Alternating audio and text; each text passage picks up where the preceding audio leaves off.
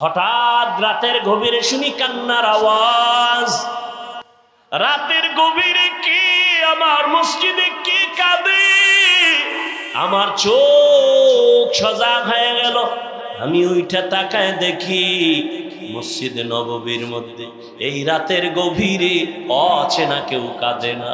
জান্নাতি সাহাবী, এক নাম্বারের সাহাবী জান্নাতি, আমার কলিজার আবু বকর নামাজে দাঁড়ায় দাঁড়ায় কান্না করে। মায়ার নবী হেঁটে হেঁটে বাইর হইলেন। এবার নামাজ শেষ। নবী পেছনে তাকায়া দেখে আবু বকর হাউ মাউ করে কাঁদতেছেন। নবী নামাজ শেষ করার পরে জিজ্ঞাসা করলেন, আবু বকর, আপনি রাতের গভীরে সবাই ঘুমায়, আপনি কেন নামাজে দাঁড়ায় কান্না করলেন? আবু বকর বলেন, ইয়া রাসূলুল্লাহ, আমি আমার মালিকের আদালতে কেমনে দাঁড়াবো সেই ভয়ে কান্না করতেছি। নবী বললেন, আপনাকে তো আল্লাহ জান্নাতের টিকিট দিছেন, আবার ভয় কেন? আবু বকর বলেন, ইয়া রাসূলুল্লাহ, যেই আল্লাহ আমাকে জান্নাতের টিকিট দিছেন আমার ভয় লাগে আবার না জানি কোনো আমলের দ্বারা আল্লাহ বেজার হইয়া টিকিট আবার ক্যান্সেল করে দিতে পারে, এই ভয়ে কান্না করি। কারণ নবী আপনিই তো বয়ান করেছেন হাসরের ময়দান হবে বড় ভয়ঙ্কর। যেই ভয়ঙ্করের কথা বলতে গিয়া নবী আপনি পর্যন্ত যার যার কান্না করেছেন, বুক ভিজায় দিছেন কান্না করে। কেমন ভয়ঙ্কর হবে হাসরের মাঠ। নবী আপনি তো বলেছেন জমিনটা হয়ে যাবে পুরা সমান, আল্লাহর আদালত হবে সিরিয়ার জমিনে বা আরাফাতের ময়দানে। জমিনটা সূর্যের নিচে আইসে এবং তাপ দেওয়া শুরু করবে। সূর্যের গরমে জমিনটা হবে তামা। ও নবী আপনিই তো বয়ান করেছেন হাসরের ময়দানে সূর্যের গরমে জমিনটা তামা হয়ে যাবে। অন্যদিকে জাহান্নামের আওয়াজ। আবার আমার মাওলাও তো রাগান্বিত আওয়াজ দিবেন আর বলবেন, লিমানিল মুলকুল ইয়াউম লিল্লাহিল ওয়াহিদিল কাহ্হার।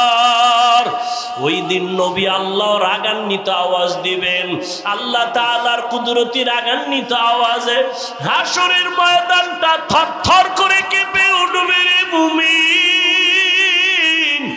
ও নবী আপনি বলেছেন ওই সময় হাসরের এমন ভয়াবহ অবস্থা হবে, জাহান্নামের চিৎকারের আওয়াজ। জাহান্নাম বলবে, আল্লাহ বেনামাজিগুলো কই, বেপরদাওয়ালারা কই, গুনাহগারগুলো আমার পেটে দাও, আমার পেটে বড় ক্ষুধা। জাহান্নামের আওয়াজে আল্লাহ বলবে, ফেরেশতারা জাহান্নামের গলায় ৭০,০০০ শিকল লাগাইয়া ধর, সামনের দিকে যেন আসতে না পারে। আমি বিচারটা শেষ করে নেই, তারপরে ওর খোরাক দিব। জাহান্নামকে ধৈর্যই রাখতে পারে না। রহমতের নবীও কান্না শুরু করবেন, আল্লাহ জাহান্নামের ফিরাও, আমার একটা উম্মতেরও যেন ধরতে না পারে। আমার উম্মতের যদি জাহান্নাম খাইয়াই ফেলায় আমি জান্নাতের দরওয়াজায় যাব না। তখন আবার আল্লাহ ফেরেশতাকে ডাকবে, আয় আয়। আল্লাহ কুদরতের হাতে একটু পানি দিয়া বলবে, জাহান্নামের গায়ে পানিটা ছিটাইয়া দাও। ছিটাইয়া দেওয়া মাত্র জাহান্নাম দ্রুত গতিতে পেছন দিকে ভাগতে থাকবে।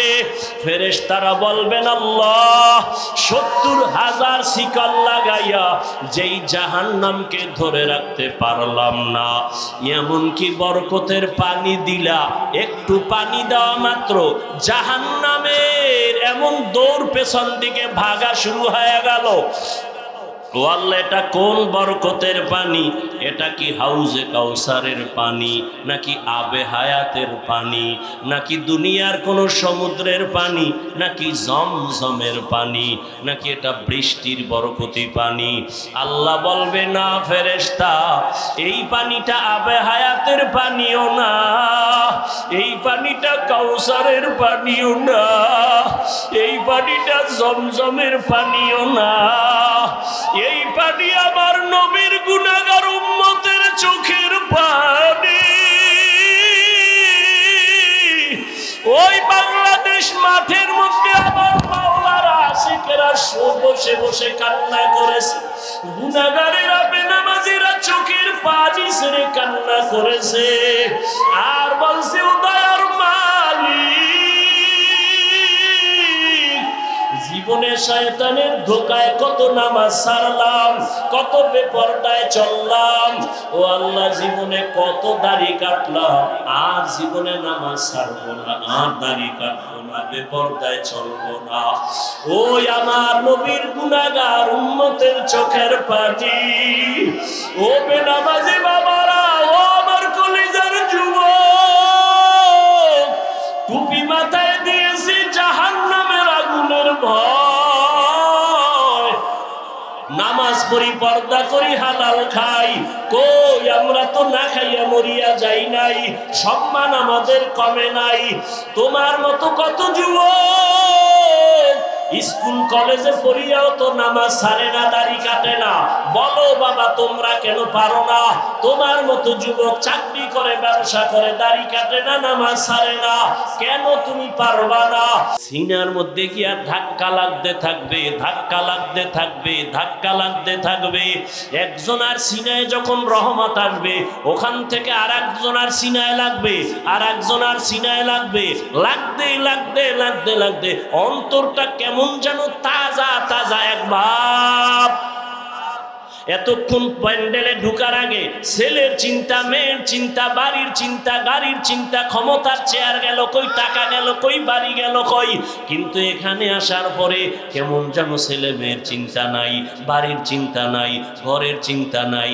এখন আর এক চিন্তা ঢুকছে, আমারে কে দুনিয়ায় পাঠাইছেন, আমারে এত সুন্দর কণ্ঠ কে দিয়েছেন, আমারে টাকার মালিক কে বানাইলেন, আমাকে সুন্দর সম্মানের জায়গায় কে বসাইলেন, কে আমাকে এত সুন্দর চেহারা দান করলেন, এমন সুন্দর আসমান কে বানাইলেন, এমন সুন্দর দুটো চোখ কে বানাইলেন, এমন সুন্দর দুটো হাত কে বানাইলেন। তারে খুঁজতেছে, অন্তরে পাগল হয়ে গেছে, সে কে, সে কে, খুঁজতে খুঁজতে খুঁজতে খুঁজতে একটা তামান্না অন্তরে তৈরি হয়ে গেছে।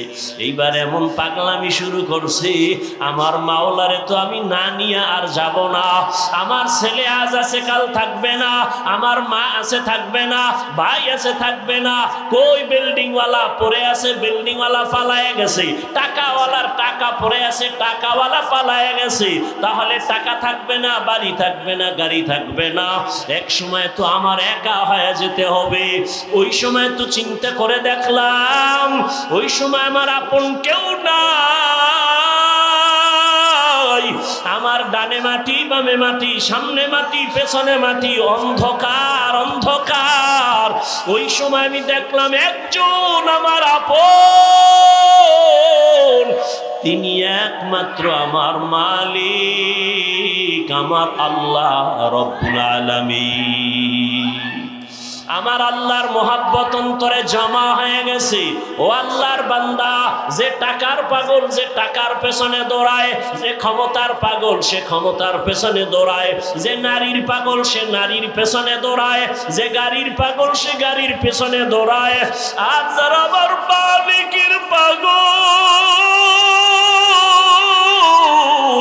ওই মাওলার পাগলগুলো খালি তালাশ করে আমার মালিক, আমার মালিক। আমি বাড়ি পাইছি, গাড়ি পাইছি, টাকা পাইছি, কিন্তু আমার মালিকের তো আমি পাইলাম না। আমার মালিকের আমি কোথায় পাই? আমি যেই টাকা নিয়ে পাগলামি করি এই টাকা তো আমারে চায় না। আমি যে ক্ষমতার পিছনে জীবন কাটাই সে ক্ষমতা তো আমারে চায় না। আমি যে স্ত্রীর জন্য জীবন দিতেছি সেই স্ত্রী তো আমার জন্য জীবন দিবে না। দিবে না। আমি যে সন্তানের পেছনে রক্ত ক্ষয় করতেছি, ঘাম ছুটায় কামাই করি, সন্তান তো আমার জন্য কিছু দিবে না। স্বার্থে আঘাত লাগলে সব চলে যাবে। কিন্তু চিন্তা করে দেখলাম একদিন আমাকে আমার মা ছেড়ে দিবে, বাবা ছেড়ে দিবে, ভাই ছেড়ে দিবে, সন্তান ছেড়ে দিবে। আমাকে সবাই ছাড়িয়া ওই বাঁশবাগানে রাখবে, কিন্তু আমার মাওলা যিনি আমার আসল মালিক সে আমাকে দূরে ঠেলে দিবেন না। আজকে তো দেখি স্বার্থে আঘাত লাগলে মা আমাকে ভালো জানে না, ভাই আমাকে ভালো জানে না, বন্ধু আমাকে ভালো মনে করে না। আল্লাহ, আমি তোর কেমন আদরের মোহাব্বতের মালিক। তুই জীবনে আমার দেওয়া পানি পান করলি বিনা টাকায়, আমার দেওয়া সূর্যের আলো ভোগ করলি ফ্রি, আমার দেওয়া গাছের ফল খাইলি ফ্রি। আমি একটা টাকাও বিল চাই নাই, বিল নেই নাই। ও বান্দা, আমি আল্লাহর সব নেয়ামত খাইয়া একবারও তুই মসজিদে হাজিরা দিলি না, জিকিরের মজলিসে বসলি না, আমি আল্লাহকে আল্লাহ বলে ডাক দিলি না। আমি আল্লাহ রাগ কইরা তোর পানি বন্ধ করি নাই, খানাও বন্ধ করি নাই। আমি আল্লাহ তোর জন্য চলার রাস্তা বন্ধ করি নাই। তোর গুনার কারণে আমি জানি তুই কোন দিন কোথায় কয়টা অন্যায় করেছ। অন্ধকারে মোবাইল নিয়ে গুনাহ করেছো, আমি আল্লাহ সব তাকাইয়া তাকাইয়া দেখেছি। তুই চোখের দ্বারা কয়টা গুনাহ করেছো, হাতের দ্বারা কয়টা গুনাহ করেছো, কেউ জানে না। দরজা জানালা বন্ধ, আমার রহমতের দরজা তো বন্ধ নাই। আমি আল্লাহ রাগ করে পানিও বন্ধ করি নাই, সম্মানের চেয়ার থেকেও ফালাইয়া দেই নাই, বরং আমি এত মায়া নিয়ে তোরে ডাকছি, আয় আয় আয়। আমার রহমতের দরজা ছাড়িয়া তুই কোথায় যাও? ওরে বান্দা, আমার দরজা ছাড়া তুই যেদিকেই যাবি সেদিকেই তো জাহান্নামের আগুন। ওই জাহান্নামের আগুন তো সহ্য করতে পারবি না। রে বান্দা, ফিরিয়া আয় আয়। যদি একবার ফিরিয়া আইসা একবার আল্লাহ বলি আমাকে ডাক দেও, তোর জীবনের সব গুনাহ আমি মাফ করে দিব। ইয়া ইলাহি মুঝসে মুঝকো দূর কর, তাকে দেখো মুঝ মে তুঝকো এক নজর। ইয়া ইলাহি তু মেরা মাবুদ হ্যায়, ইয়া ইলাহি তু মেরা মাশূক হে। আল্লাহ পাক চান না তার আদরের কোন গোলাম জাহান্নামে যাবে। আল্লাহ বড় মায়া কইরা বানাইছেন তো, এই জন্য আল্লাহ এক সেকেন্ডের জন্য চান না তার বানানো কোনো আদরের গোলাম জাহান্নামে যাবে। এলাকায় একজন আল্লাহর ওলি আসছেন, মানুষ দোয়ার জন্য লাইন দিছে। খবর শুই না সনাতন ধর্মের একটা যুবক হিন্দু ছেলেও দেখা করতে গেছে, দোয়া নিবে। আল্লাহর ওলির সামনে গিয়া যখন দাঁড়ায় গেল, সুদর্শন ছেলেটা হুজুরে হাত বাড়ায় দিছে, সালাম। হিন্দু ছেলে সালাম পারে না, মোটামুটি বলছে, আর কয় হুজুর দোয়া করবেন, আমি হিন্দু ধর্মের ছেলে। হুজুর এই কথা শুই না হাতটা চাপ দিয়া ধরছে আর ছাড়ে না। দইরা যুবকের চেহারা দিয়ে তাকায়া, এক ধ্যানে তাকায়া, চোখের পানিগুলো গাল বেয়ে বেয়ে পড়ে। হিন্দু যুবক ছেলেটার অন্তরে ভয়, না জানি কোনো বেয়াদবি হয়ে গেল। হুজুর আমারে মাফ করেন, আমি কোনো বেয়াদবি করছিনি। কয় না বাবা, কোনো বেয়াদবি করো না। তো কাঁদেন কেন? বলে আল্লাহর কুদরত দেখা কাঁদতেছি। বলে হুজুর কি কুদরত? বলে এত সুন্দর চেহারা তোমারে যেই মাওলায় দিছেন, ওই মাওলায় তোমারে আবার কেমনে জাহান্নামের আগুনে জ্বালাইবে। ইনজেকশনটা দিয়া দিয়া কয় যা। আল্লাহওয়ালাদের প্রত্যেকটা কথার মধ্যে বরকত। এক ইনজেকশন দিয়ে দিছে যা, এবার বাড়ি যায়। কিন্তু যুবকের অন্তরের মধ্যে ধাক্কা লাইগা গেছে, কইল কি আমারে হুজুর। বাড়ি যাইয়া একা একা চিন্তা করতে করতে পাগলের মতো, আসলেই তো, আরে জাহান্নাম কেন? আমি মরার পরে তো আমারে কবরে যাওয়ার আগেই তো আগুন লাগাবে না, এত সুন্দর চেহারা আমি আগুনে জ্বালাইতে চাই না। একটা দৌড় মারিয়া আবার আল্লাহওয়ালার দরবারে গিয়া হাজির। আল্লাহর ওলি কয় হুজুর দয়া করে আমারে মাফ করে দেন, আর আমারে তওবা পড়ায়া দেন, কালেমার রশি আমার গলায় লাগায়া দেন।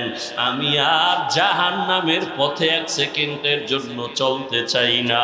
আরে আমি তো মরলেই দুনিয়াতে আমার মুখে আগুন দিয়া দিবে। আমি দুনিয়ার আগুনও চাই না, জাহান্নামের আগুনও জ্বলতে চাই না। হুজুর আমাকে তওবা পড়ায়া কালেমাওয়ালা মুসলমান বানায়া দেয়। ওলামায়ে আহলে হকের মজলিসে বসার দ্বারা মানুষের মরা দিল জিন্দা হয়ে যায়। এই জন্যই তো বলি, যারা বলে আমরা ওলিয়া উলিয়া মানি না, ওলামায়ে কেরাম চাই না, ওরা বাতিল, ওরা ধোঁকাবাজ, ওদের দুনিয়াও বরবাদ আখিরাতও বরবাদ। এই যারা দুনিয়া দুনিয়া জিকির করে, আল্লাহর জাত ও সিফাতের কসম, যারা নামাজে দাঁড়াইয়াও দুনিয়া, দোকান, সক্ষমতা, এই সেই, আমি তো হিসাব পরিপূর্ণ করে দেখছি, ওরা দুনিয়াও পায় না আখিরাতও। দুনিয়া দুনিয়া দুনিয়া কইরা কইরা পালাইছে, জুতা নেওয়ার টাইম নেই, পাইছে দুনিয়া। এই ক্ষমতার লাভ কি যে পলাইতে হবে? এই ক্ষমতার পিছনে দৌড়ায় লাভ কি যে ফুলের মালার পরে জুতার মালা? এই 10তলা বিল্ডিং এর বাহাদুরি করে লাভ কি যে বিল্ডিং এ ঘুমানের কপাল হবে না? ওই কোটি কোটি টাকা ব্যাংকে রেখে লাভ কি যে টাকা আমি ভোগ করতে পারবো না? তাহলে দুনিয়া দুনিয়া কইরা না পাইলো দুনিয়া, না পাইলো আখেরাত। আর যারা আখেরাত আখেরাত করে, এরা ইনশাআল্লাহ আখেরাত তো পাবেই, দুনিয়ায় যা পাবে বোনাস। আমরা আখেরাত আখেরাত কইরা চলতে গিয়া কি না খাইয়া মইরা গেছি। মহামারী করোনায় চাকরি নাই, ব্যবসা নাই, দোকান বন্ধ, চাকরি বন্ধ, ট্রেন বন্ধ, ব্যবসা বন্ধ, ফ্যাক্টরি বন্ধ, সব স্কুল কলেজগুলো বন্ধ। কিন্তু খবর নিছেন নি, কোরআনের একটা মাদ্রাসাও বন্ধ হয় নাই। বন্ধ হইছে? কোন হুজুর কি না খাইয়া ঢাকার শহরে ভিক্ষা করেছে? কষ্টে যদিও জীবন কাটাইছে, কিন্তু গভীর রজনীতে আমার মাওলার সাথে কথা বলছে। অতিও গভীর হয় রজনী যখন, নীরবে প্রভুর নাম জপিও তখন। প্রভুর করুণা যদি পাইবারে চাও, গভীর রাতে উঠে প্রভুর গুণগান গাও। আমার আল্লাহ চান না কেউ জাহান্নামে যাবে, এক সেকেন্ডের জন্য চান না। কিন্তু এটাও সত্য, কোন মুমিন ছাড়া কোন বেঈমান জান্নাতে যাবে না। আল্লাহ কাউকে জাহান্নামে দিতে চান না, এই জন্যই তো সবার নামে জান্নাতে বাড়ি লেখা আছে। দ্বিতীয়ত তওবার দরজা খোলা। কেন? কয় তুই জীবন ভর গুনাহ করছো, 50 বছর লাগাইয়া গুনাহ করে করে পাহাড় বানাইছো, আর আমার কাছে যদি একবার বলো মাফ করে দাও, তোর 50 বছরের জীবনের সব গুনাহ 1 সেকেন্ডে মাফ করে দেব। তবে আমার কাছে মাপ চাওয়া লাগবে। ইয়া আইয়ুহাল্লাযীনা আমানুস্তাঈনু বিস-সাবরি ওয়াস-সালাহ। আল্লাহ বলেন, হে মুমিন, সাহায্য কামনা কর 2 জিনিসের মাধ্যমে, ধৈর্য আর নামাজ। কেন? কয় আমি আল্লাহ ধৈর্য ধারণকারীর বন্ধু হয়ে থাকি। নবীজি বলেন, মাইয়ুরিদিল্লাহু বিহি খাইরান ইউসিব মিন। আল্লাহ যাকে বেশি আদর করেন, ভালোবাসেন, তাকে মুসিবত দিয়া পরীক্ষা নেন। আল্লাহ বেশি মায়া করছেন নবীদেরকে, তাদের পরীক্ষাও বড় কঠিন। আইয়ুব আলাইহিস সালামের কঠিন পরীক্ষা, ইউনুস নবীর কঠিন পরীক্ষা, মুসা নবীর কঠিন পরীক্ষা, ইব্রাহিম নবীর উপরে পরীক্ষা, সর্বশেষ আমার নবীর উপরে কঠিন পরীক্ষা। যেই নবী দোয়া করলে উহুদ পাহাড় স্বর্ণ বানায় দিতেন আমার আল্লাহ, সেই নবী না খাইয়া কষ্ট করে করে পেটের মধ্যে পাথর বেঁধে নবী দ্বীনের কাজ করে। যেই নবী দোয়া করলে আমার আল্লাহ উহুদ পাহাড় স্বর্ণ বানাইতেন, ওই নবীর 3 বছর পর্যন্ত শিয়াবে আবু তালিবে গৃহবন্দী কইরা রাখছে। খানা দেয় না, পানি দেয় না। মায়ার নবী গাছের পাতা সিরা সিরা চাবায়া চাবায়া পেটের ক্ষুধা নিবারণ করে। আর আমার আল্লাহর কাছে কান্না করে বলেন, আল্লাহ আমারে গরিবী হালাতে রাখিও, গরিবী হালাতে মরণ দিও, কিয়ামতের দিন গরিবদের সাথে আমারে উঠাইও। আমার নবী বলে, গরিবেরা বড় লোকের বাড়ি গাড়ি দেখে আফসোস করিস না। যদি গরিবী হালাতে আমার মাওলারে নিয়ে কবরে যাইতে পারো, আমার আল্লাহ ধনী লোকের 500 বছর আগে গরিবের জান্নাত দিয়া দিবে। বেহেশত আজা কে আজারে নবাশত কাছে রাবা কাছে কারে নবাশো। আল্লাহ বলেন সাহায্য প্রার্থনা করো। কেন? মুমিনকে বললেন কেন? জান্নাত শুধু মুমিন পাবে, কোনো বেঈমান পাবে না। মুমিনকে আল্লাহ বলেন গায়ের জোরে আগাইতে পারবা না, কারণ তুমি জন্মগত দুর্বল। ওয়া খুলিকাল ইনসানু যায়ীফা, আমি মানুষের বড় দুর্বল করে বানাইলাম। একটা পিপিলিকার কাছেও তুমি দুর্বল, একটা মশার কাছেও তুমি দুর্বল। খানার বেলায় দুর্বল, ঘুমের বেলায় দুর্বল, মেধার ক্ষেত্রে দুর্বল, দুনিয়ার লাইনে দুর্বল, ধর্মের লাইনেও তুমি দুর্বল। মনে হয় যেন তোমার মতো দুর্বল কোনো প্রাণী জমিনে নাই। পিপিলিকায় যদি মেজাজ গরম করে, কোনো বনিয়াদম খানা খাইতে পারবে? মশায় যদি মেজাজ গরম করে, কোনো বনিয়াদম রাতের বেলা ঘুমাইতে পারবে না। ও বান্দা, তুই এত দুর্বল, এত দুর্বল। একটা গরুর কাছে তুই কত দুর্বল। তোরে যদি একটা লাথি মারে, জীবনে 1 ফোঁটা দুধ আর নিতে পারবি না। কিন্তু মর্যাদা সবার উপরে। মর্যাদা দুর্বল না, মর্যাদা তোর ফেরেশতার থেকেও বেশি, জিনের থেকেও বেশি, সব প্রাণীর থেকে বেশি। এই জন্য শক্তিশালী বাঘ তোরে সালাম দেয়, শক্তিশালী গরুটা তোর কাছে দুর্বল হয়ে থাকে। ওর শক্তি দুর্বল না, তোর সম্মানের কারণে দুর্বল হয়ে দাঁড়ায়। তুই 20 কেজি দুধ টাইনা নিয়ে যাও, বাচ্চারে দাও না, গরুটায় কিছুই কয় না। রাগ কইরা যদি বাচ্চার মায়ার দিয়ে তাকাইয়া একটা লাথি মারতো, তোরে দুধ দিব না। কোনো বনিয়াদম দুধ নিতে পারতি না। না, তোর সাথে বেয়াদবি করে না। তুই যখন গরুটারে ডাক দিয়া কও দাঁড়া, দাঁড়ায়নি।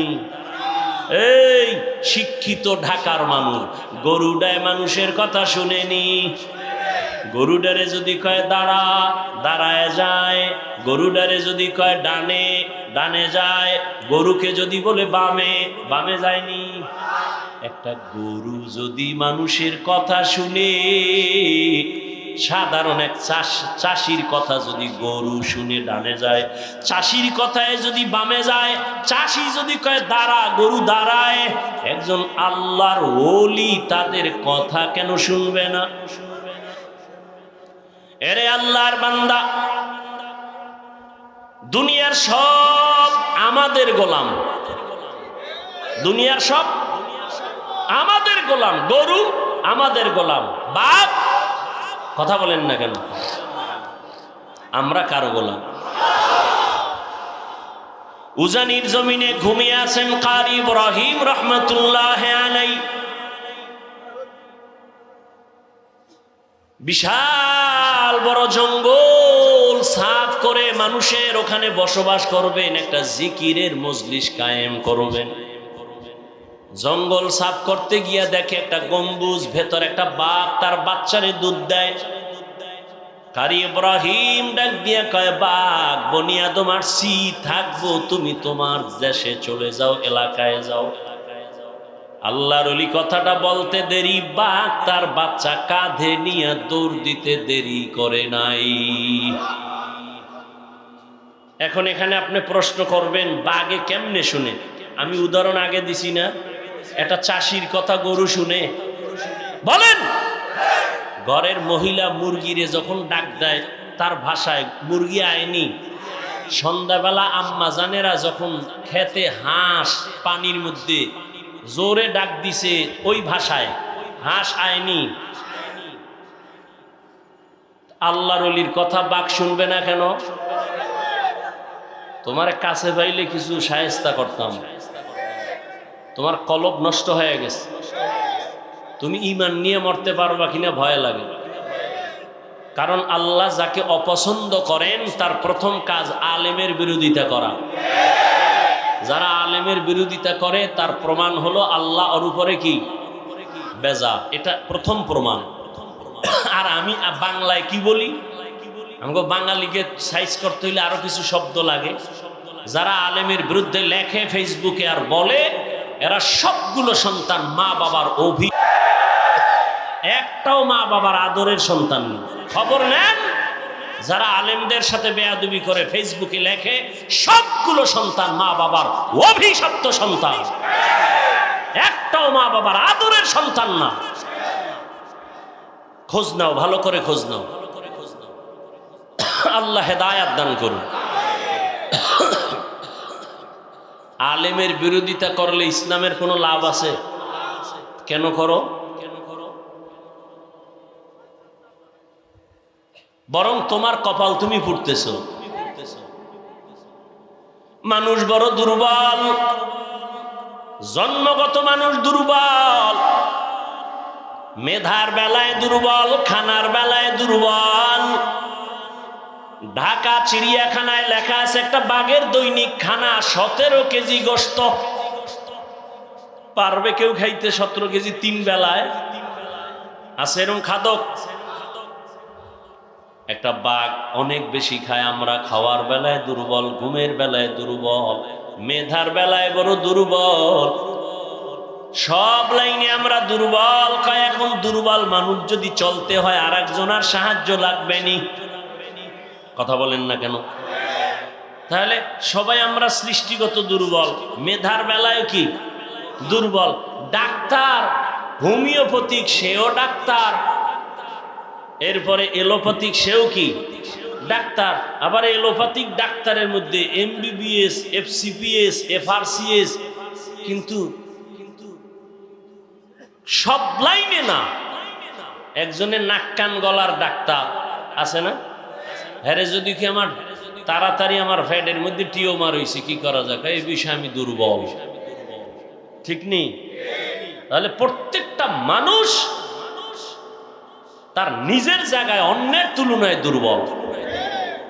জন্মগতভাবে দুর্বল, মেধার বেলায় দুর্বল, ধর্মের লাইনেও।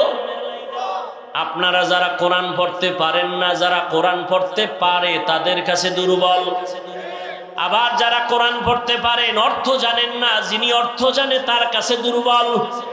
আবার আপনি অর্থ জানেন, তাফসির জানেন না, যারা তাফসির জানে তার কাছে দুর্বল। আবার আপনি কোরআনের তাফসির জানেন, ফিকহ জানেন না, ফতোয়া দিতে পারেন না, আপনি মুফতি সাহেবের কাছে দুর্বল। এই দুনিয়ার সবাই দুর্বল। এখন অন্যের সাহায্য ছাড়া চলা যাবে না। আবার জান্নাতের পথে যাব, পথটা চিনিও না, কত ভেজাল। একদিকে আমরা দুর্বল, আবার জান্নাতে যে যাব সেই পথও চিনি না। আবার সেই জান্নাতে যাওয়ার পথটার মধ্যেও ভেজাল। 3 দল শয়তান আমারে ব্যারিকেড দিয়া রাখছে, মানুষ শয়তান, জিন শয়তান, নফস শয়তান, ঠিক নেই? এতগুলো ঝামেলার মধ্যে জান্নাতের পথে আগাবো কেমনে? আল্লাহ কয় সাহায্য চাও। কয় কার কাছে সাহায্য চাইবা? কয় যার মধ্যে তিনটা দুর্বলতা নাই। কয়টা? এক নাম্বার, যার কোনো পিছু টান নাই, পিছনে যার কোনো কি নাই। যেমন আমগো পিছু টান আছে না, সামনে আগাইলে আমার ছেলে কয় আব্বু দেও, মেয়ে বলে আব্বু দেও, বউ বলে স্বামী দাও, আম্মা জান কয় ছেলে দাও, আব্বা জানে বলে দাও। যত সামনে আগাই তত পেছনে চাই না। আমগো উজানি ভরছি তো। এই আপনারা এরকম করেন কেন? অশেষ ভাল লাগে না? মোনাজাত দিয়ে দিই। আমনে বাসায় যাইতে জরুরত, আমার জরুরত নাই, গেলে একসাথে যাই, আমিও সাইরে দিই, চলি বাসায় যাই।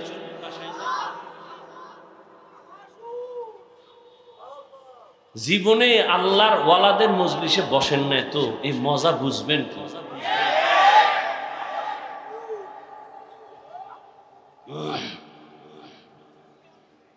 আল্লাহ হেদায়াত দান করুন। উজানি আমাদের এক বড় শাইখুল হাদিস ছিলেন, খুব মজার। তো ওয়াজে দাওয়াত দিছে বরকতের জন্য। তো টাইমের প্রায় 8টা, মানে টাইম যা ছিল 1-2 ঘন্টা লেট করে এরপরে গেছে। ওয়াজে উঠা রস করে, রস মজাক। কয় আমি দেরি হয়ে গেছে আসতে বাসার থেকে, আমার 8টা দেওয়ে পাইছে। দেওভরি কই না আমরা, দেওভরি। আরে ভাই কথা বলেন। হুজুর এখানে আমারে 8টা দেয় পাইছে, দেও পাইছে, দেও হওয়ানে দেরি হয়ে গেছে। আমারে কয় দেওয়ে পাইছে। সবাই তো বুঝছে হুজুরে শাইখুল হাদিস, এরে ভরিতে ভাই, জিনে ভাই, বুতে ভাই, দেওয়ে ভাই। হুজুরে কয় না, দেও পাইছে মানে 8টা দেও কি? বউ কয় দেও, এই দেওয়ে আমার 5 মিনিট গেছে। ছেলে কয় দেও, এই দেওয়ে গেছে আরো 5 মিনিট। মাইয়া কয় দেও, এরকম কয় দেও। 8টা দেও দিতে দিতে আমার 1 ঘন্টা 2 ঘন্টা লেট হয়ে গেছে। তাহলে জমিনের মধ্যে এমন একজন বান্দা, আল্লাহ বলেন সাহায্য লাগবেই, সাহায্য ছাড়া চলা যাবে। তাহলে যেই চোরার ঘরের চোরা কয় আমি একা একা জান্নাতে যাব, আমার আলেম লাগে না, পীর লাগে না, ও জীবনে জান্নাত পাইব? জীবনে সম্ভব না। আমি স্পষ্ট ঘোষণা দিচ্ছি, পিছনও দিছে, আজও দেই। যারা ওলিয়া উলিয়া মানে না, ওরা বুখারী শরীফ মানে না, কোরআন শরীফ মানে না, ওরা বাতেল। ওদেরকে যারা বাতেল বলে না, তারাও বাতেল।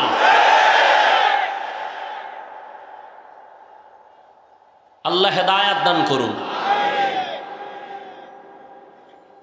এমন একজন থেকে সাহায্য চাও, সাহায্য লাগবেই লাগবে, এ কথায় সবাই একমত।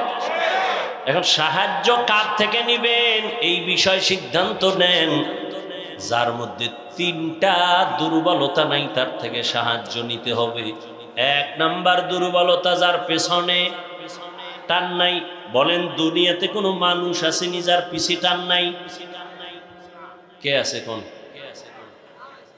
নাই। বুঝে কথা কইেন, খালি বক বক করলি মুখ একটা আছে খালি কইয়ে বলে। খুব হিসাব করে কথা বলতে হবে। বুঝেন না, পারেন না, চুপ থাকবেন। 2 নাম্বার দুর্বলতা, যার অভাব নাই। খুঁজে দেখেন তো একজন পিসাব পাইবেন নি যার অভাব নাই।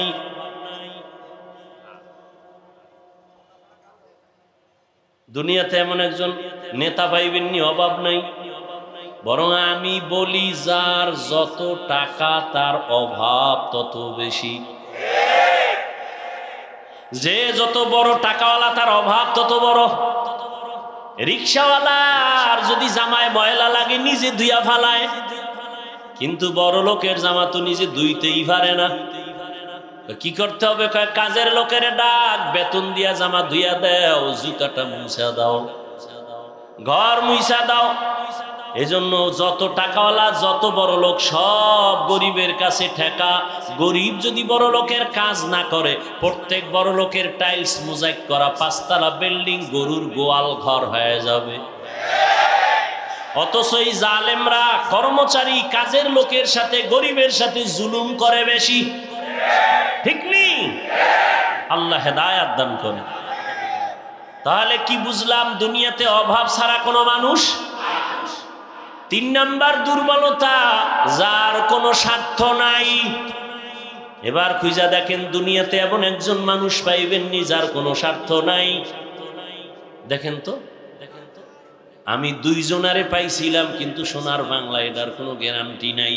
একজন পাইছি আমার আব্বা, আর একজন পাইছিলাম আমার আম্মা। স্বার্থ নাই, কিন্তু সোনার বাংলা এটার গ্যারান্টি দিতে পারি না। কারণ বহু মা বাবা স্বার্থের টানে সন্তানের বিরুদ্ধে মামলা করেছে, সন্তানের জবাই করেছে। এই খবর নাই সোনার বাংলায়? আপন বাবা তার মাইয়া, আপন মাইয়াটারে হোটেলের মধ্যে ঢুকায় কয়, আজকে রাতের জন্য তুই আমার কাছে স্ত্রীর মতো। এবার বুঝেন তাহলে স্বার্থ ছাড়া কোনো মানুষ আসেনি। তাহলে কি ফলাফল হলো? জমিনের মধ্যে পিছুটান ছাড়া কোনো মানুষ নাই, অভাব ছাড়া কোনো মানুষ নাই, স্বার্থ ছাড়া কোনো মানুষ। তাহলে খুঁজেন, এই 3টা অভাব দুর্বলতার নাই, একমাত্র যাকে পাইবেন তিনি হলেন আমার। ইয়া আইয়ুহান নাস আনতুমুল ফুকারাউ ইলাল্লাহ ওয়াল্লাহু হুয়াল গানিয়্যুল হামিদ।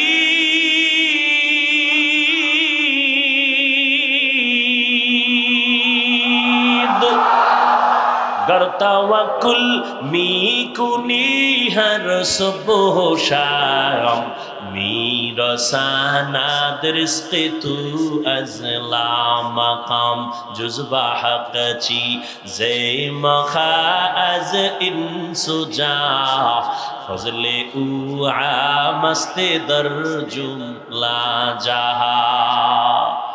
সাহায্য চাবো, আল্লাহ কয় দুনিয়ার মানুষ আমি একমাত্র প্রশংসিত ধনী, তোমরা সবাই ফকির। ধনীকে আরো জোরে বলেন। আল্লাহ কেমন ধনী? বলে আমি শুধু ধনী না, প্রশংসিত ধনী। দুনিয়াতে ধনী আছে না, কিন্তু প্রশংসিত ধনী একজনও নাই। 5 লাখ টাকা মাদ্রাসায় দিয়া চায়ের দোকানে চাপাবাজি করে, মাদ্রাসা আমার। ঠিক নেই? 50,000 টাকা দিয়া মসজিদে, লাখ টাকা দিয়া কয় মসজিদ আমি বানাইছি। কয় না? কয় না? দুনিয়াতে কোনো প্রশংসিত ধনী নাই, একমাত্র প্রশংসিত ধনী আমার আল্লাহ। বলেন তাহলে সাহায্য কার কাছে? কার কাছে? ও ঢাকার মুসলমান, হে যুবক, আল্লাহ বিবেক দিছে, বিবেকটা দিয়া বলো, আমার রহমতের নবীর থেকে দামি কোন নবী আসেনি? সত্য বলো। ছিল? আসবে?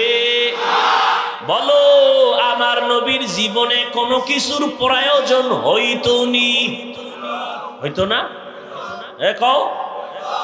তাহলে নবীজি কোন মাজারে গিয়া চাইতেন? ইব্রাহিম নবীর মাজারে, মুসা নবীর মাজারে, আজমিরের মাজারে, নিজামুদ্দিন আউলিয়ার মাজারে। এই যুবকরা ভালো কইরা শুন, পেশগোছের কথা তো বুঝবা না রে বাবা, আমার বাংলা কিছু কথা মনে রাখো। সবাই একমত নি যে নবীর থেকে দামি কেউ এই দুনিয়ায় দরবার শরীফ আসেনি? জোরে কও। বলো মদিনার দরবার থেকে দামি দরবার নাম কি? আজমিরের দরবার মদিনার থেকে দামি।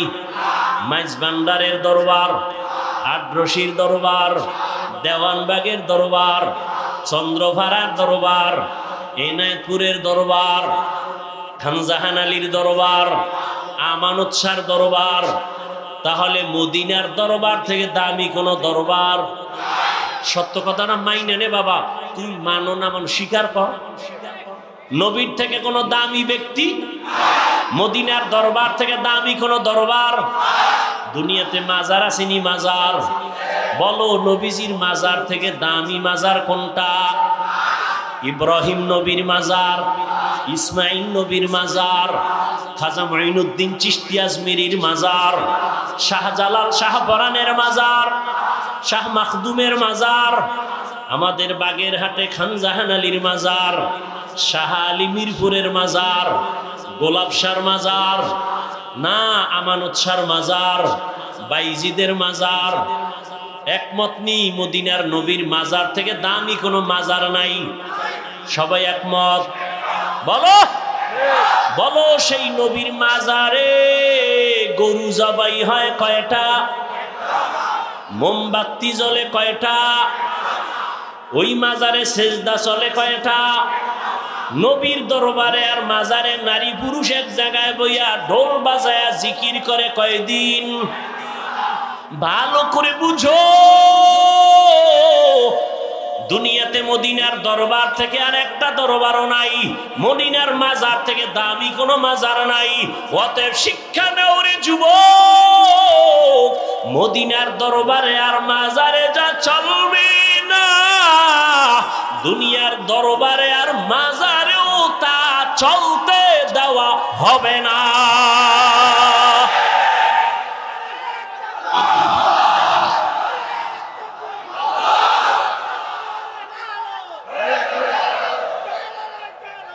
ভাইয়েরা আমার, মাজারে মোম জ্বালাইলে যদি আল্লাহ খুশি হয়, তাহলে অর্ডার দিয়ে একটা বড় মোম নবীর মাজারে আগে নেওয়া উচিত না কি?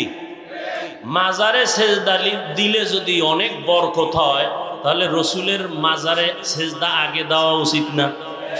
কেউ দিছে? এ পাগলামি কেন? আল্লাহ হেদায়াত দান করুন। जिंदगी में बंदगी तू करना है,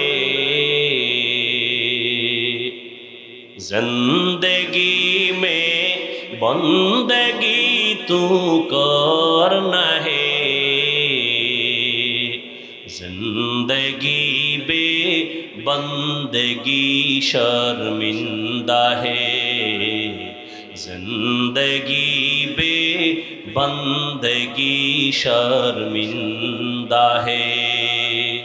यहाँ हम सब मुसाफिर दिल ना लगा, अहले दिल की नजर से रूह करता जा, शाह दौलत सब फकीर घर नेक ने, शाह दौलत सब फकीर घर नेक ने, जिंदगी में बंदगी तू करना है, जिंदगी बे बंदगी शर्मिंदा है, जिंदगी बे बंदगी शर्मिंदा है। ও আমার কলিজার যুবক বাবারা, বলো নবীজি সাহায্য চাইতেন কার কাছে? সবাই একমত? নবী যদি আল্লাহর কাছে চাইতে পারেন, তোমার আল্লাহর কাছে চাইতে সমস্যা কেন? আল্লাহরে পছন্দ হয় না? হয়? হইলে তাহলে চাও না কেন? আল্লাহ দিতে পারেন না? পারেন? তাহলে চাও না কেন? আল্লাহ তো দেওয়ার জন্য রাতের গভীরে প্রথম আসমানে এসে ডাকেন, ও আমার গোলাম, আমার কত ঘুমাবি, ও আল্লাহ বান্দারে প্রতি রাতের গভীরে ডাকে, আয় আয় আয়, আমার একবার ডাক দে, মোহাব্বত লাগায় ডাক, দুই ফোঁটা চোখের পানি ছেড়ে কান্না কর। একটা সন্তান চোখের পানি ছেড়ে যদি আম্মার কাছে বলে, আম্মু আমারে মাফ করে দাও, আমি ভুল করেছি, মায়ের মায়া কমে না বাড়ে? মা কয়, তোরে আর কোনোদিন কিছু বলবো না, আয় আমি কলিজাবের একটু দোয়া কইরা দেই। একটা ছাত্র অন্যায় কইরা যদি কান্না করে বলে, আমার ওস্তাদ জি আমারে মাফ করে দেন, ওস্তাদের মায়া বাড়ে না কমে? ওরে কান্না দেখলে যদি সন্তানের কান্নায় মায়ের মায়া বাড়ে, ছাত্রের কান্না দেখলে যদি শিক্ষকের মায়া বাড়ে, ওরে আমার মাওলার মায়া কি কম? ওরে আমার মাওলারে যদি 2 ফোঁটা চোখের পানি ছেড়ে একবার ডাক দিতে পারো, হে মালিক, এই জমিনে আমার মতো গুনাহগার কেউ নাই। মানুষ আমারে কত সম্মানের চেয়ারে বসাইছে, আসলে আমার মতো খারাপ জমিনে কেউ নাই।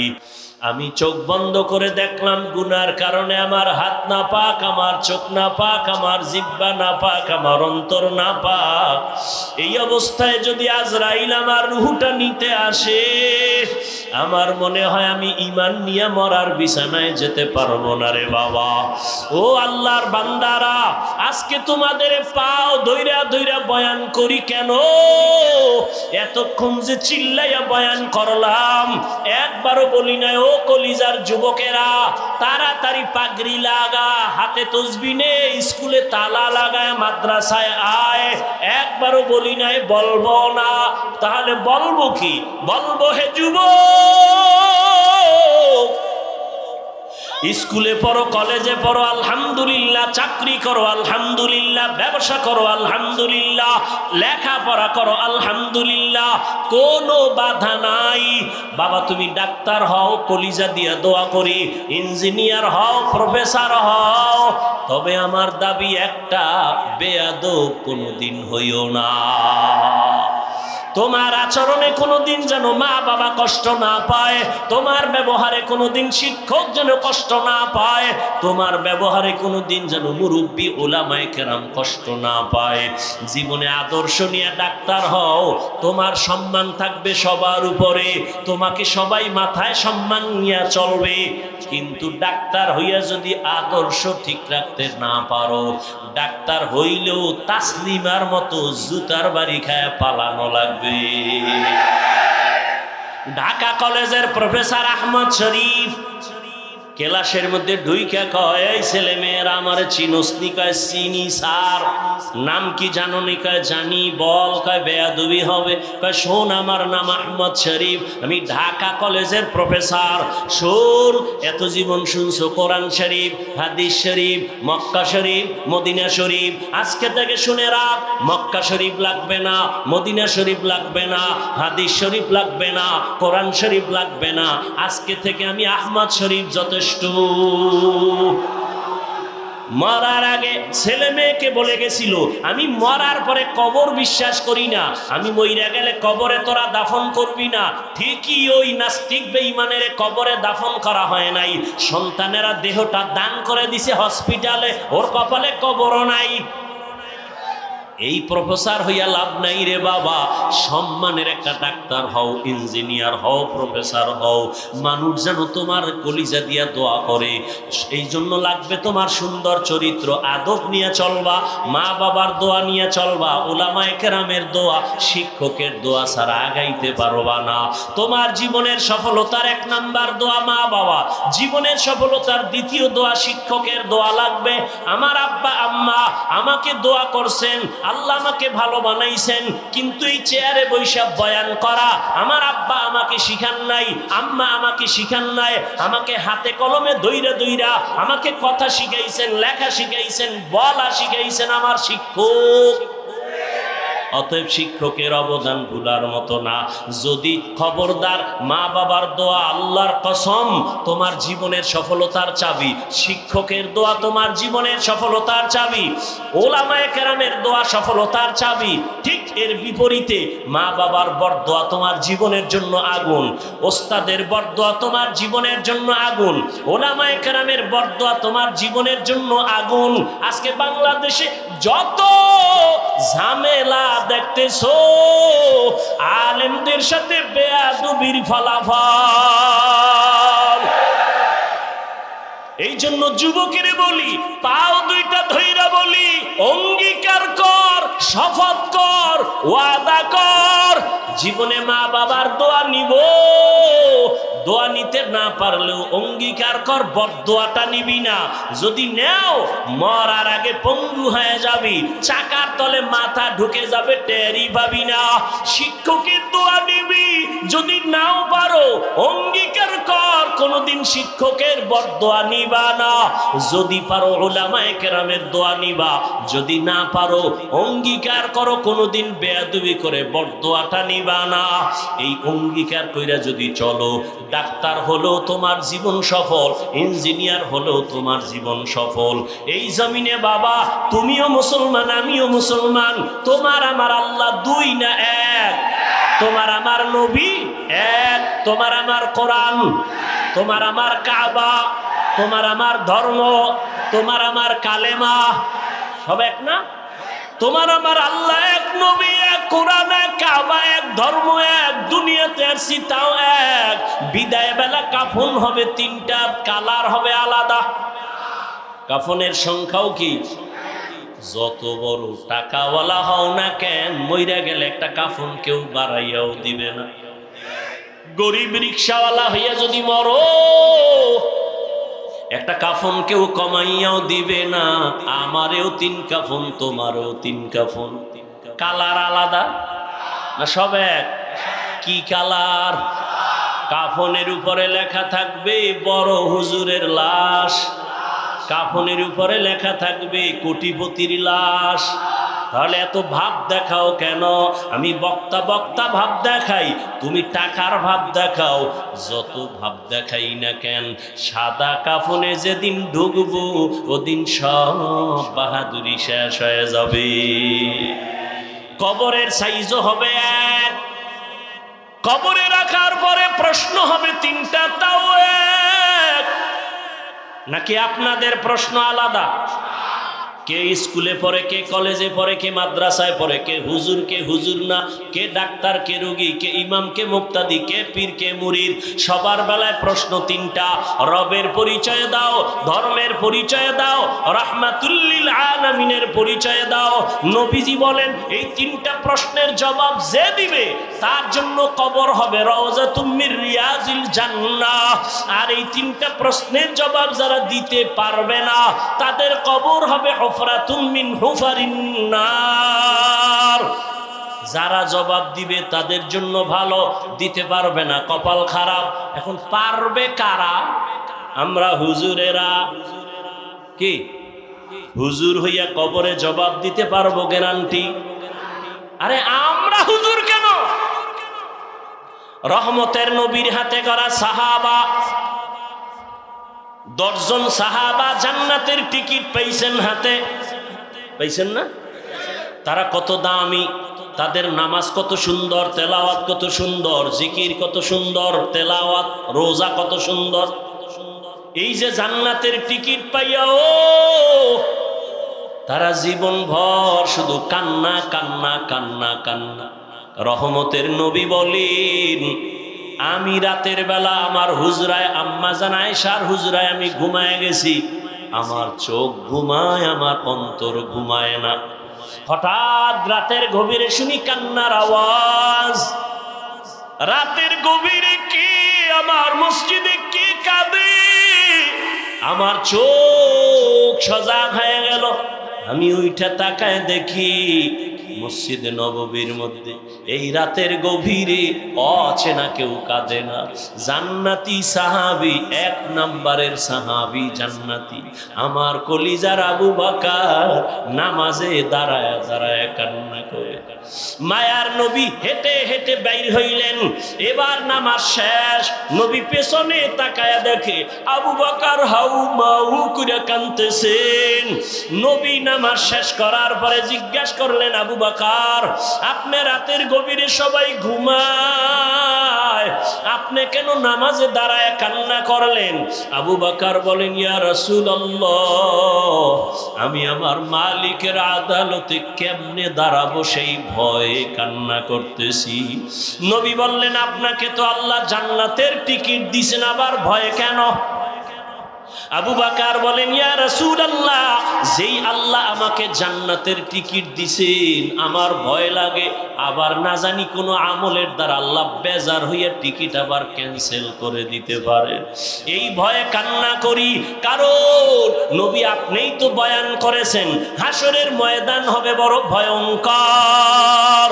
যেই ভয়ঙ্করের কথা বলতে গিয়া নবী আপনি পর্যন্ত যার যার কান্না করেছেন, বুক ভিজায় দিছেন কান্না করে।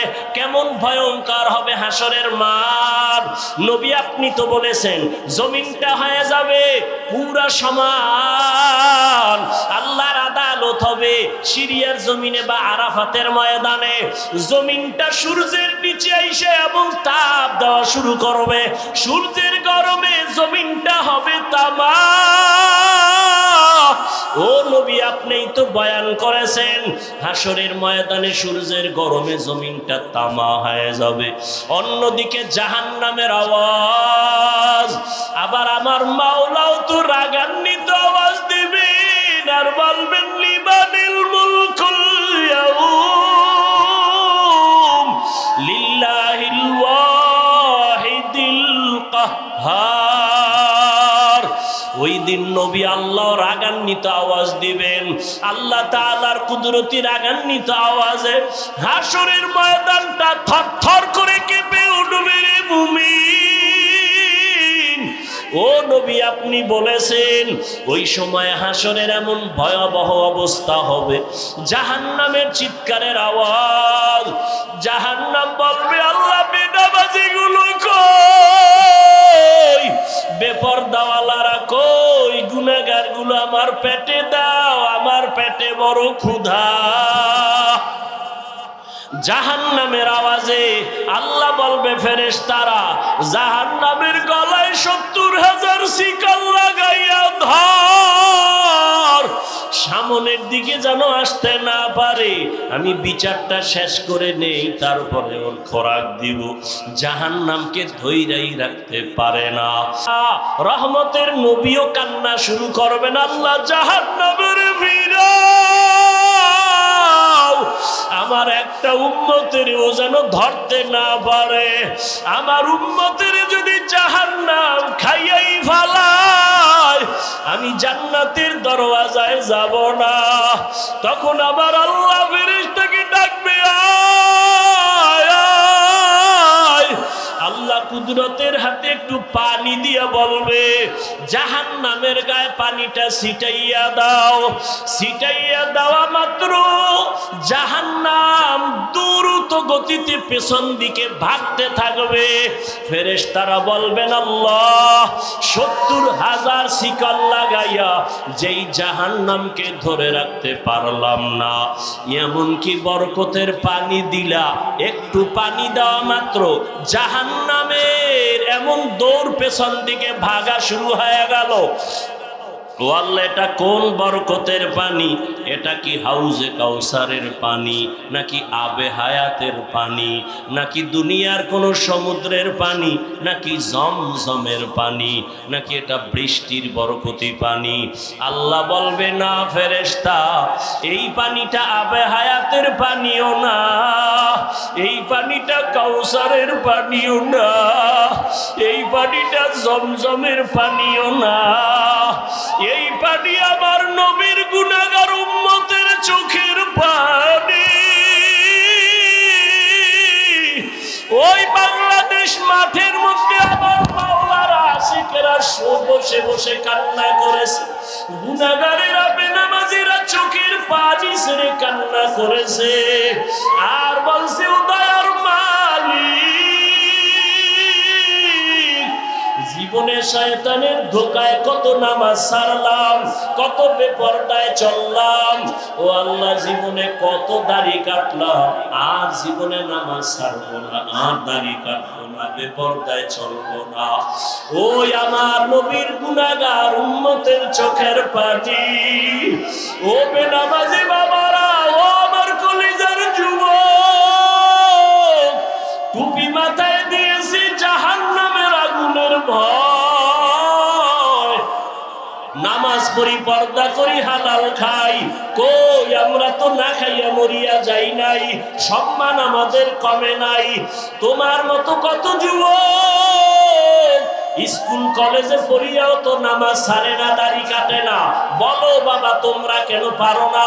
তোমার মতো যুবক চাকরি করে, ব্যবসা করে, দাড়ি কাটে না, নামাজ ছাড়ে না, কেন তুমি পারবা না?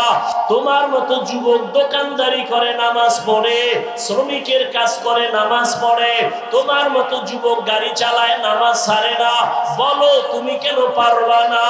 ও পর্দার আড়ালের মা বোনেরা, আপনার মতো কত মা, কত বোন নামাজ পড়ে, পর্দা করে, মোবাইলে সময় নষ্ট করে না। ও আমার বেনামাজি বাবারা, দাড়ি কামানেওয়ালা বাবারা, ওই আল্লাহর কোরআনটাকে কি মিথ্যা মনে করছো? নবীর কথা মিথ্যা মনে করেছো? না না, তোমার অন্তর যদি বলে সত্য, গুনাহগারের জন্য জাহান্নাম তাও সত্য। এখনো পায়ে হাত রেখে বলি, একটু তওবা করে আমার আল্লাহকে গোপনে ডাক দাও, আর বলো হে দয়ার আল্লাহ, এই জীবনে কত দাড়ি কাটলাম, নামাজ ছাড়লাম, বেপরদায় চললাম, আজকে থেকে তওবা করলাম, আর নামাজ ছাড়বো না, বেপরদায় চলবো না, আর নবীর তরিকার বাইরে চলবো না, আর দাড়ি কাটবো না, মা বাবার সাথে বেয়াদবি করবো না, ওলামায়ে কেরামের দোয়া নিয়া, শিক্ষকের দোয়া নিয়া নবীর তরিকায় চলবো। তওবা করার মতো যদি অন্তর তৈরি হয়, হায়াতের মালিক আল্লাহ, রিজিকের মালিক আল্লাহ, ইজ্জতের মালিক আল্লাহ, মনটাকে বুঝাও যে তোমার মতো যুবক জেনারেল লাইনে থাইকেও যদি নামাজ পড়ে, তুমি কেন পারবা না? তওবা করার মতো যদি নিয়ত হয়, মনে মনে আমার আল্লাহকে বলো, আর দুই ফোঁটা চোখের পানি ছেড়ে কান্না করো, আর বলো আল্লাহ তোমার দরজা ছাড়া আর কোনো দরজা নাই। গুনার কারণে দিলটা শক্ত, চোখে পানি নাই, ওরে কান্না যদি না আসে, চেষ্টা করো, দেখো কার চোখে পানি, হাতটা বাড়ায়া কান্নাওয়ালার থেকে দোয়া নিও, মা বাবার দোয়া নিও, আর তওবা করো, আর আল্লাহকে বলো, আর নামাজ ছাড়বা না, দাড়ি কাটবা না, বেপরদায় চলবা না, মা বাবার দোয়া নিয়া, আলেমের দোয়া নিয়া, নবীর তরিকা মেনে চলবা, মুরব্বির দোয়া নিয়া চলবা। তওবা করার মতো যদি নিয়ত হয়, দুটো হাত আমার আল্লাহকে দেখায় দাও। আয় আল্লাহ আমাদের তওবা কবুল করে নেন, আয় আল্লাহ গুনাহমুক্ত জীবন দান করেন, আয় আল্লাহ আমার কলিজার একটা যুবকেরও খালি ফিরাইয়া দিয়েন না রে আল্লাহ। সবার জীবনকে দ্বীনের জন্য কবুল করেন, আয় আল্লাহ শয়তানের ধোঁকা থেকে বাঁচিয়া তওবার উপরে মজবুত হইয়া চলার তৌফিক দান করেন, আমিন।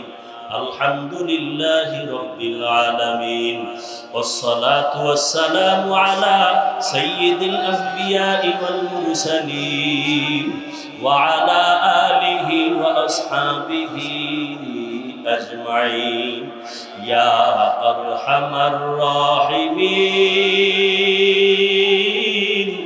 ইয়া আরহামার রাহিমিন, ইয়া আরহামার রাহিমিন।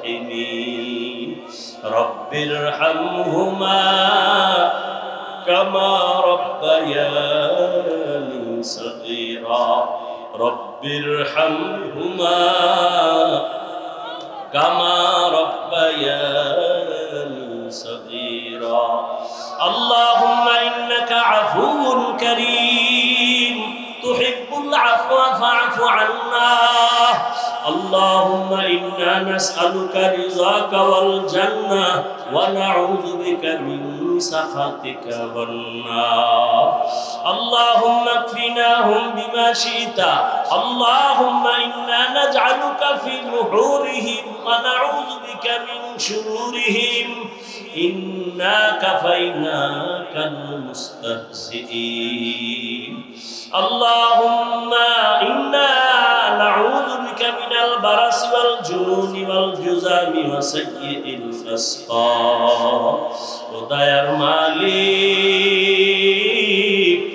গভীর রাত কুদরতের নজর দিয়ে তাকায় দেখি কত উলামায়ে কেরাম, কত মুরব্বী, কত ব্যবসায়ী, চাকরিজীবী, হাজী সাহেব, আমার কলিজার কত যুবক, কত ছাত্র ভাই, পর্দার আড়ালে কত মা বোনের আপনার দরওয়াজায় হাত তুলেছে। আয় আল্লাহ, টাকা চাই না, বাড়ি চাই না, জাহান্নাম থেকে মুক্তি চাই আল্লাহ। শয়তানের ধোকায় গুনাহ করে ফেলেছি রে আল্লাহ। গুনার কারণে আমার হাত না পাক, আমার চোখ না পাক, আমার জিহ্বা না পাক, আমার অন্তর না পাক। তওবার নিয়ত করেছি আর গুনাহ করব না, আর নাফরমানি করব না, আর দাড়ি কাটব না, আর বেপরদায় চলব না, আর নামাজ ছাড়ব না, মা বাবার সাথে বেয়াদবি করব না। আমাদের উস্তাদ শিক্ষকদের দোয়া নিয়া, উলামায়ে কেরামের দোয়া নিয়া নবীর তরিকা মেনে চলব। আয় আল্লাহ, আমাদের তওবা কবুল করে নেন। আয় আল্লাহ, নাজাতের কোনো রাস্তাই তো দেখি না, মনে হয় যেন গুনার কারণে আমি জাহান্নামের আসামি। আয় আল্লাহ, দুনিয়াতে সূর্যের গরম সহ্য করতে পারি না, গুনাহ নিয়ে কবরে গেলে জাহান্নামের গরম কেমনে সহ্য করব? একটা মশার কামড় সইতে পারি না, জাহান্নামের আযাব কেমনে সহ্য করব? একটা বেতের বাড়ি সইতে পারি না, দুই পার্শ্বের মাটির চাপ কেমনে সহ্য করব রে আল্লাহ। আয় আল্লাহ, যত তওবা করি আবার শয়তানের ধোকায় পড়ে ভেঙে ফেলি। এ জীবনে না করি না বন্দেগি,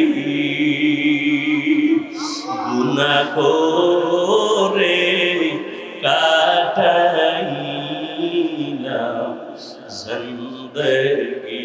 তওবা করে আবার তওবা ভাঙ্গি না, তওবা করে আবার তওবা ভাঙ্গি না, অবশেষে খাঁটি তওবা করি নাম।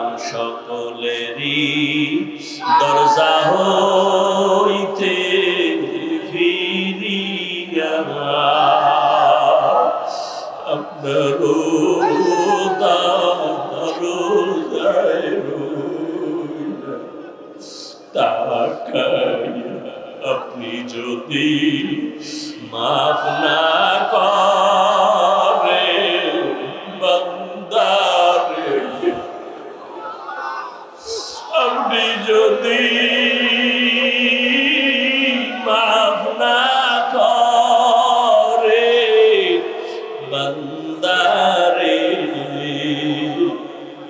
বলে না বোনা বান্দা যাবে কারদার, বলে না বোনা বান্দা যাবে কারদারে। আয় আল্লাহ, আপনি যদি গুনার কারণে তাড়ায়া দেন, কোথায় যাব? আর কোনো দরওয়াজা নাই, সব বাড়িওয়ালাদের দরজা বন্ধ, আপনার রহমতের দরজা খোলা। আয় আল্লাহ, আমরা আপনার দরওয়াজায় চলে আসছি গুনাহ নিয়ে, আর এই ময়দান থেকে বাসায় গুনাহ নিয়ে যেতে চাই না। ও আল্লাহ, দয়া করে আমাদের মাফ করিয়া দেন। গুনার কারণে দিলটা পাথর, চোখে পানি নাই, কান্নাওয়ালা চক্ষু দান করেন আল্লাহ, কান্নাওয়ালা চক্ষু দান করেন, জিকিরওয়ালা জিহ্বা দান করেন আল্লাহ, আখিরাতের ফিকিরওয়ালা কলব দান করেন আল্লাহ। আয় আল্লাহ, গুনাহ সহ ফিরায় দিলে আপনার কোনো লাভ নাই। আয় আল্লাহ, দয়া করে, আমরা তো আপনার আদরের গোলাম, আপনার মায়ার নবীর উম্মত, নবীজির মুহাব্বতে আমাদের মাফ করে দেন। আয় আল্লাহ, আমার কলিজার প্রত্যেকটা যুবকের কবুল করে নেন, দ্বীনের খাদেম বানায় দেন, মা বোনদের আবেদা বানায় দেন, সন্তানগুলো নেককার বানায় দেন। যারা লেখাপড়া করে পরীক্ষার্থী কামিয়াবি দান করেন, মাদ্রাসা মসজিদগুলো কবুল করে নেন, অন্যান্য শিক্ষা প্রতিষ্ঠান নবীর আদর্শে কবুল করে নেন। আমার কলিজার যুবকদের দ্বীনের খাদেম বানায় দেন, 5 ওয়াক্ত নামাজি বানায় দেন, মোবাইলের গুনাহের থেকে হেফাজত করেন, আদবওয়ালা বিনয়ী জিন্দেগি দান করেন, বাংলাদেশ শান্তির দেশ বানায় দেন। আয় আল্লাহ, বিদেশে আমার ভাই বোনেরা যারা ব্যবসা চাকরি করে হেফাজত করেন, সারা দুনিয়ায় শান্তি দান করেন আল্লাহ, জালেমদের জুলুম থেকে হেফাজত করেন আল্লাহ, সবার ব্যবসা চাকরি কামাই রুজিতে বরকত বাড়ায় দেন, হারাম থেকে হেফাজত করেন, অভাব দূর করে দেন আল্লাহ, সুন্নতওয়ালা জিন্দেগি দান করেন, আপনার খাস ওলিদের বন্ধু বানায় দেন, উলামায়ে আহলে হকের বিজয় দান করেন, বাতিলের মোকাবেলায় বিজয় দান করেন, বাতিলের নেফাকি উম্মতের সামনে জাহির করে উম্মতের ঈমান আমল হেফাজতের ব্যবস্থা করে দেন আল্লাহ, বাতিলকে বাতিলের দ্বারা মিটাইয়া দেন আল্লাহ, বাতিলকে বাতিলের দ্বারা মিটাইয়া দেন, বাতিলকে বাতিলের দ্বারা মিটাইয়া দেন। আয় আল্লাহ, মিথ্যা মামলা থেকে ইজ্জতের সাথে মুক্তির ব্যবস্থা করে দেন। আয় আল্লাহ, ষড়যন্ত্রকারীর ষড়যন্ত্র থেকে হেফাজত করেন, ওলামা তোলাবা উম্মতের অন্তরে ইজ্জত বাড়ায়া দেন, ইলম হিকমত আমলে বরকত বাড়ায়া দেন, আওয়াজে কথায় রুহানিয়াতে স্পষ্টতা বাড়ায়া দেন। আয়োজনকারী সহযোগিতা